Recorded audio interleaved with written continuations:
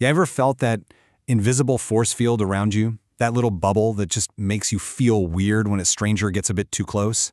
Well, today we're diving into your brain's hidden alert system, the personal bodyguard inside your head that decides who gets close, what feels dangerous, and why, sometimes, you feel so much safer in a crowd. Let's get into it. Right? You know that feeling. You're just standing in line, minding your own business, and someone steps up right behind you, a little too close.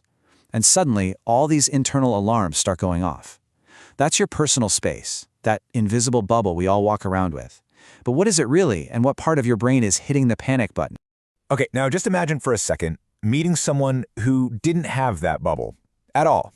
Someone who could stand literally nose to nose with a total stranger and feel absolutely nothing. No awkwardness, no alarm bells, nothing. And this isn't just a thought experiment. A real-life case just like this is exactly what helps scientists pinpoint the brain's internal bodyguard.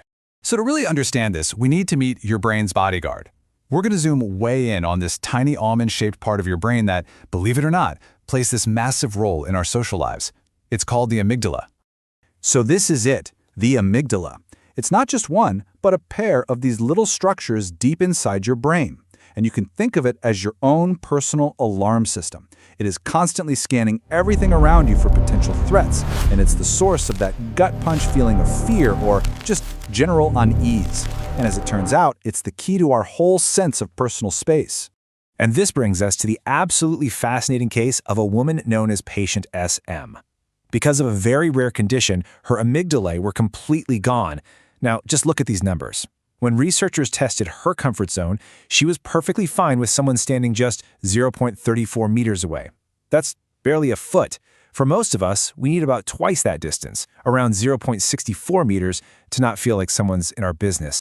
And to really push this, the researchers went even further. I mean, look at this quote from the study. They stood, and I mean literally, nose to nose with SM, making direct eye contact. And her discomfort rating? A 1 out of 10. She said she felt perfectly comfortable. Without an amygdala, her brain's bodyguard was just completely offline. Okay, so the amygdala is our personal space police. Got it. But its job is way bigger than that. It's also the engine behind one of our most powerful survival instincts, that deep urge to avoid and escape danger, which, well, can sometimes trap us in a powerful loop. Brain scans have shown something really wild about this. So, in a study, when people were warned about a possible threat, like a signal that they might be about to lose some money, their amygdala lit up like a Christmas tree. No surprise there. But here's the crazy part. Even after they successfully avoided the bad thing from happening, their amygdala just kept on firing. And this is what creates something called the avoidance loop. Let's just walk through it. First, some kind of threatening cue pops up. Bam. Step 2, your amygdala screams, danger. So you do something to get away from it, to avoid it. That's step 3. And then, step 4, the most important part, you feel that wave of relief. And that feeling of relief is so powerful, it basically rewards your brain, making it even more likely you'll just avoid the whole situation next. All right, so we've seen how this personal alarm system works for us as individuals. But we're social creatures, right? We're not meant to be alone. So let's zoom out a bit and ask, what's the power of the group?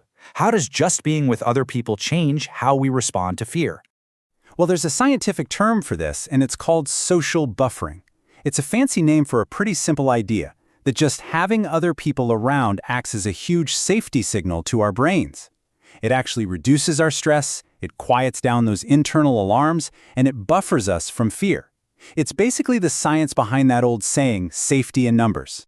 And yeah, researchers have tested this in some really clever ways. In one study, they had people watch the horror movie The Conjuring, which is terrifying, by the way. The people who watched it all by themselves, their fear was through the roof. But the folks who watched it with a group, they reported feeling way less scared. The group literally acted as a shield against the fear. And this chart just lays it out crystal clear. Look at how much fear people felt when they were facing a threat. When they're alone, that bar is way up there, high fear. But when they're in a group, look at that drop. It's significant. It's like our brain's bodyguard can finally relax a little bit when it knows there's backup. So we all have this basic alert system. We get that. But we also all know people who just seem to experience the world a little more intensely. What if your personal alarm wasn't just on, but was naturally wired to be extra sensitive? What if for you, the world was permanently turned up? Well, it turns out this isn't just a personality quirk, it's a recognized temperament. Researchers estimate that a really big slice of the population, somewhere between 15 and 20%, are what's known as highly sensitive people. We're talking about roughly 1 out of every 5 people you meet. Now, the official term for this trait, first described by psychologist Dr. Elena Aron, is sensory processing sensitivity. And it's so important to understand this. It is not a disorder. It's a completely natural temperament. All it means is that these individuals process everything: sounds, sights, emotions, social cues, more deeply. Their world is just turned up a few notches. Now, as you can probably imagine, having an alarm system that's always on high alert comes with some unique challenges. Highly sensitive people, or HSPs, can get really overwhelmed by things like bright lights or loud rooms. They tend to absorb the emotions of people around them, which can lead to serious exhaustion and put them at a higher risk for burnout. Their systems are just working overtime constantly. But, and this is a really big but, high sensitivity also comes with some incredible strengths.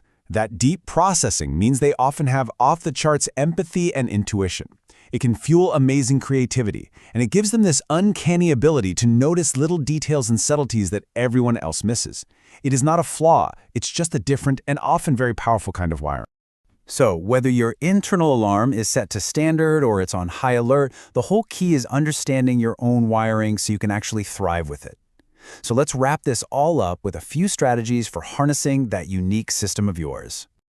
For anyone really, but especially for those with more sensitive systems, it's all about managing your environment proactively. Things like creating calm spaces, practicing mindfulness to stay grounded, and learning to set healthy boundaries. But maybe the most important thing on this list, scheduling regular downtime. It's not a luxury, it's an absolute necessity to let your system recharge. So, let's bring this all home.